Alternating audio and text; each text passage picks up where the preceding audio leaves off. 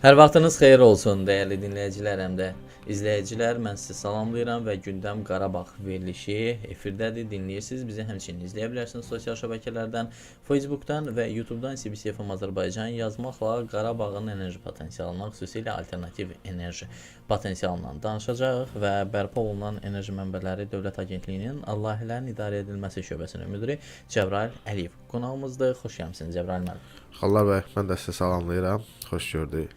Qarabağ və Şərqi Zəngəzurda hansı işlər görülür? Bilirik ki, Azərbaycan enerjisi artıq bütün dünyaya səs salıb və xüsusilə Avropa Azərbaycan enerjisindən qidalanmaq istəyir. Biz nə işlər görürük? Təşəkkürlər. Artıq uzun zamandır görüşmürük. Bir ilə yaxındır sonuca burada olmuşdum.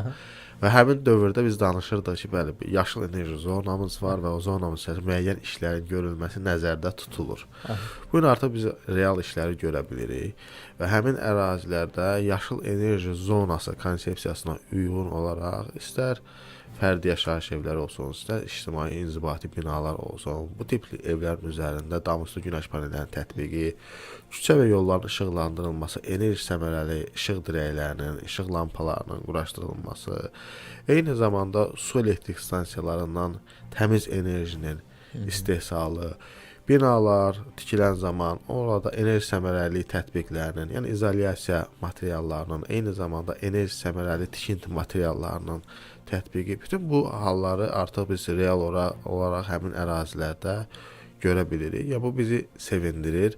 Həmin ərazilərdə olduğumuz zamanda artıq vətəndaşlar tərəfindən də bu kimi yaşıl texnologiyalara istifadə istiqamətində vərdişləri artır. Və qeyd etmək istədim ki, bu gün Qarabağ və Şərqi Zəngəzurda kifayət qədər işlər görülməkdədir və istər ora əhalinin köç qrafikini nəzərə alsaq və bu gün bilirsiniz ki, həmin ərazilərdə 65 minə yaxın insan həm yaşayır, həm işləyir.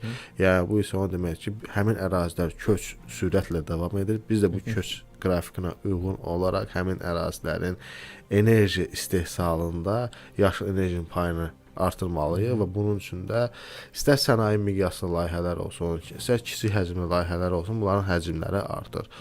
Sənaye miqyaslı layihələrə gəlincə demək istərdim ki, bilirsiniz ki, Qarabağ və Şərqi Zəngəzur iqtisadi rayonları kifayət qədər bərpa olunan enerji potensialı ilə zəngindir. Həmin ərazinin cənub hissəsində Füzuli, Cəbrayıl, Qubadlı, Zəngəzur kimi ərazilər günəş enerji potensialı ilə zəngindir və bu istiqamətdə artıq biz Cəbrayıl rayonunda ümumi gücü 340 meqavat olan günəş elektrik stansiyası layihəsi istiqamətində işlər davam edirik. Bunların biri 240 meqavat gücündə BP şirkəti biz danışırdıq ki, əvvəl ərazilər minalardan təmizlənməlidir. Bu proseslər yekunlaşıb, artıq ərazidə tikinti quraşdırma işlərinə başlanılıb, panellərin artıq sifariş verilib və həmin əraziyə yerləşdirilib. Yəni kifayət qədər işlər çoxdur və cənab prezident tərəfindən artıq hər iki stansiyanın təməl qoyma mərasimi keçirilib.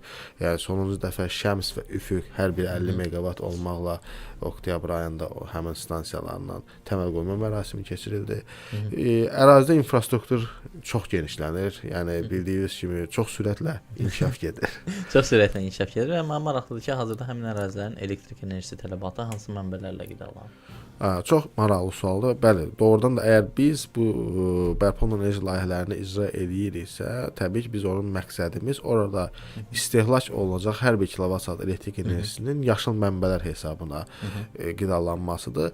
Mən sizin bir statistikanı diqqətinizə çatdırmaq istərdim ki, 2024-cü ildə həmin ərazilərdə 550 milyon kilovat-saat elektrik enerjisi yaşıl mənbələr hesabına, əsasən bu hidroenerji stansiyalarının hesabına əldə edilmişdir ki, onun yalnız 1/3 həmin ərazinin tələbatını ödənmişdir. 1/3 artıq ölkənin digər hissələrinə ötürülmüşdür. Məqsəd ondan ibarət idi ki, həmin ərazidə bugünkü gündə enerji istehlakı tələbatı azdır. Çünki əhalinin köçü tam başa çatmamışdır və ona görə də həmin o enerjimiz artıq qalansa ölkənin digər istiqamətlərinə ötürülmüşdür. Və bu gün biz deyə bilirik ki, həmin ərazilər tam olaraq yaşıl enerji ilə qidalanır.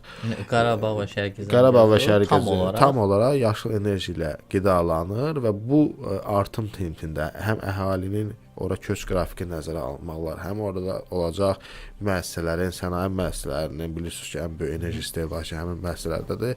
İnkişafı ilə biz gələcəkdə də bu artımı, eyni zamanda bu rəqəmləri gözləyirik ki, orada hər bir kilovat saat elektrik enerjisi yaşıl mənbələrdən alınmış elektrik enerjisi hesabına qarşılansın. Çox möhtəşəmdir və mənə maraqlıdır ki, hazırda Qarabağ və Şərqi Zəngəzurda kifayət qədər elektrik doldurma qurğusu varmı?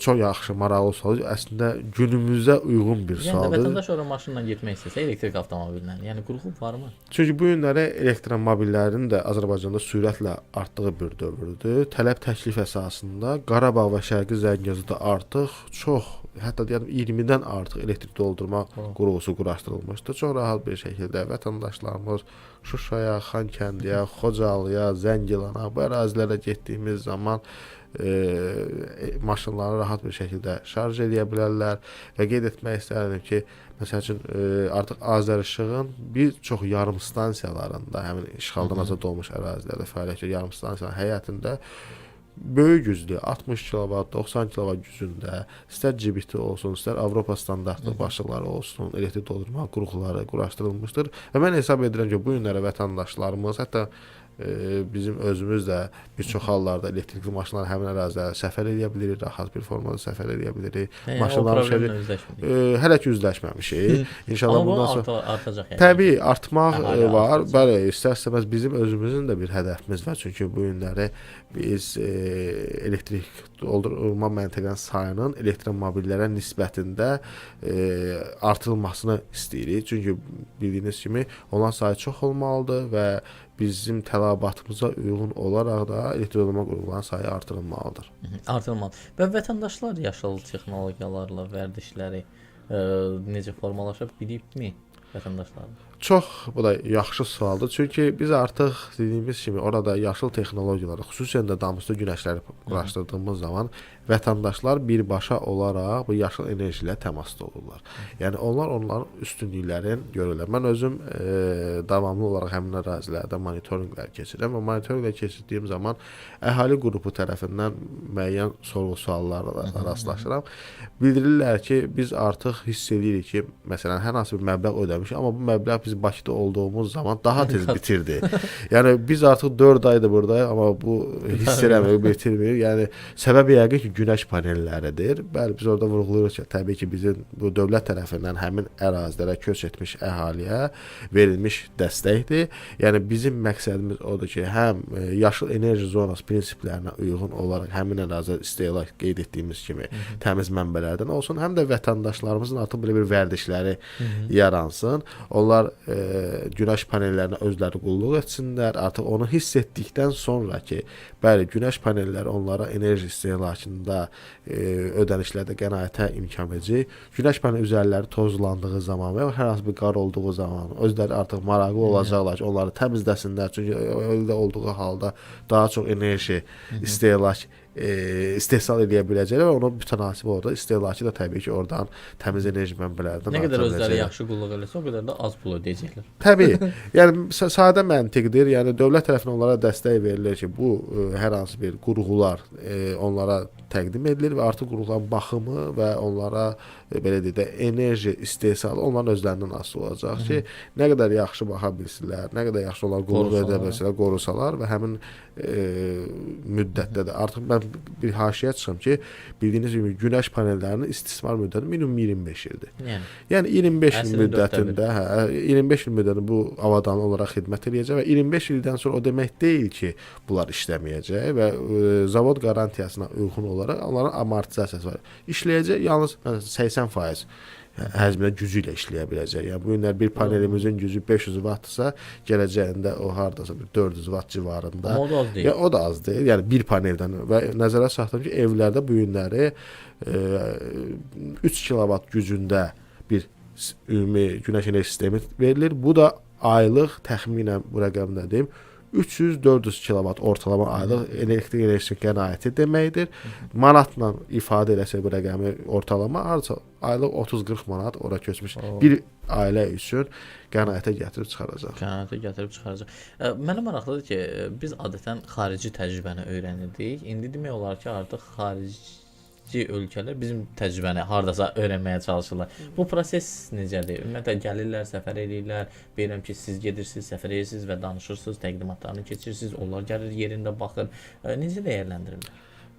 Energetika Nazirliyi olaraq biz o zaman bizim qarşımızda tapşırıq qoyulanda ki, Qarabağ və Şərqi Zəngəzur iqtisadi rayonlarında yaşıl enerji zonası elan edilsin. Biz bir çox araşdırmalar elədik və qısa olaraq deyim ki, dünyada belə bir ərazi vahidləri azdır ki, yenidən qurulsun. Yəni yenidən qurulma, bilirsiniz, Qarabağ və Şərqi Zəngəzurda olan rayonlarımız, şəhərlərimiz 30 il müddətində işğal altında olublar. Orada sırf yenidən qurulma məsələləri gündəmə gəlir və bir çox komponentləri nəzərə alınmalıdır və biz müxtəlif təcrübələri toplayaraq özümüzdə, yəni hamısında eyni təcrübə olmur. Yəni ən müsbət təcrübələri buraya əks etdirmək istədik. Bu gün artıq biz real nəticələrimiz var və xaricdən gələn qonaqlarımız da davamlı əraziləri səfər etdiyi zaman biz artıq müsbət nəticələri onlara göstəririk. Eyni zamanda artıq biz kəndin enerji tələbatında hansı mənbələrdən istifadə olunur, hansı enerji səmərəli tətbiqləri var və eyni zamanda bununla yanaşı bilirsiniz ki, ötən il COP29 tədbiri Azərbaycanda keçirildi, Bakıda keçirildi və burada bir çox təşəbbüslər irəli sürüldü. Bu təşəbbüslərdən biri də məhz yaşıl enerji zonaları və dəhlizlər təşəbbüsü idi və qeyd etmək istəyirəm, bu günlər artıq 80-dən yuxarı dövlət bu təşəbbüsləri dəstəkləyir. Yəni bizim təcrübəmizə qoşulmaq, bu kimi komponentlərdən gələcəkdə də imkan oldu istifadə etmək, tətbiq etmək üçün artıq öz dəstəklərini ifadə etmişlər. Bizim özümüzdə də artıq Qarabağ və Şərqi Zəngəzur bir nümunə rolunu oynayır. Bu günləri biz əlavə olaraq bu modeli Naxçıvan üzərində artıq təqdim eləmək üzərində çalışırıq. Yəni bizə dövlət proqramı çərçivəsində tapşırıq verilir ki, hal-hazırda Naxçıvan Muxtar Respublikasında da yaşıl enerji zonasının yaradılması istiqamətində bir konsepsiya hazırlayırıq. Ona uyğun da tədbirlər həyata keçiriləcək. Həqiqətən çox möhtəşəm işlər görürsüz. 2026-cı ildə biz nələri gözləyirik? 25-də bu işləri gördük. Bəli. 26-da nələr olacaq? 26-da artıq hesab edirəm ki, stansiyaların, hansı sənaye miqyaslı stansiyaların açılışı istiqamətində də biz işlər görə bilərik ilin sonlarına yaxın. Eyni zamanda və Kəlbəcər və Laçında bizdə orada külək üzrə ölçü işləri aparılır. Bilirsiniz ki, külək resurslarını dəqiqləşdirmək günəşə nisbətdə biraz daha çox zaman sərf edir. Ya biz həmin ərazilərdə artıq ölçü müşahidə işlərini həyata keçiririk və onun nəticələrinə uyğun olaraq qərar verilə bilər ki, həmin ərazilərdə külək elektrik stansiyaları quraşdırılsın, hansı həcmdə quraşdırılsın. Yəni bu məsələlərə baxıla bilər. Eyni zamanda yeni kəndlərimiz artıq formalaşacaq və həmin yeni kəndlərin tikintisi zamanı da eyni qaydada biz çalışırıq ki, hamısında günəş panelləri olsun, üstə küçə yollarının işıqlandırılmasına enerji səmərəliliyi tətbiqləri olsun və yaxud da enerji səmərəli tikinti materialları, izolyasiya olsun ki, gələcəkdə vətəndaşlarımız həmin evin məsələn isidilməsinə və soyudulma daha çox enerji tələb eləməsinlər. Çünki bildirik ki, evlər səmərəli olduğu zaman həmin evin isidilməsinə və yaxud da soyudulmasına daha az enerji sərf etməklə onun istədiyimizə nail ola bilərik. Bu arada xüsusilə onu da qeyd etmək istədim ki, Energetika Nazirliyi tərəfindən yeni bir kampaniya da başlanılıb, Söndür və Qazan. Bəlkə də siz də bu Cahit müəllimgildə gördüm. Ondan sonra Rövşən müəllimgildə Sakarda gördüm. Daha sonra Baba müəllimgildə gördüm. Demək olar ki, Energetika Nazirliyinin bütün rəhbər heyəti, digər qurumların artıq rəhbər heyəti, insanlar artıq bu prosesə qoşulublar. Çox alqışlayıram bu prosesi. Bəli, biz bu proseslə, bizim özümüz də bu prosesə qoşulmaqla öz belə deyək, sadə hərəkətlərimizlə, sadə vərdişlərimizi dəyişməklə, yəni insanlara bir növ maarifləndirmək istəyirik ki, həmin onlar enerjiyə qənaət edə bilərlər. Məsələn, deyək ki, artıq işıqları evlərdə yandırmaqdansa və yaxud da kompüterdən istifadə eləmirsinizsə, o şarjda qalmaqdansa, yəni bu kimi sadə vərdişlərimizi, gündəlik sadə vərdişlərimizi biraz vizyonunu dəyişməklə biz enerjimizə, xırda da olsa enerjimizə qənaət edirik və bu hər xırda bir enerjiyə qənaət nəticədə genel olaraq baxdığımızda böyük bir elektrik enerjisi istehlakına qənaət deməkdir və biz bu qənaət edilən enerjini belə yaşıl enerji mənbələrini əldə etməklə daha çox müsbət töhfə verə bilərik. Çox təşəkkür edirəm Cəbrayıl müəllim, var olun, minnətdaram. Siz sağ olun. Böyük işlər görürsüz. Elə bil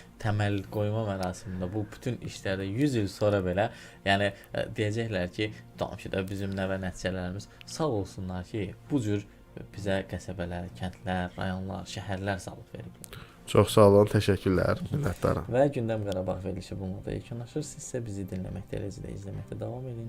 Sağ olun, salamat qalın.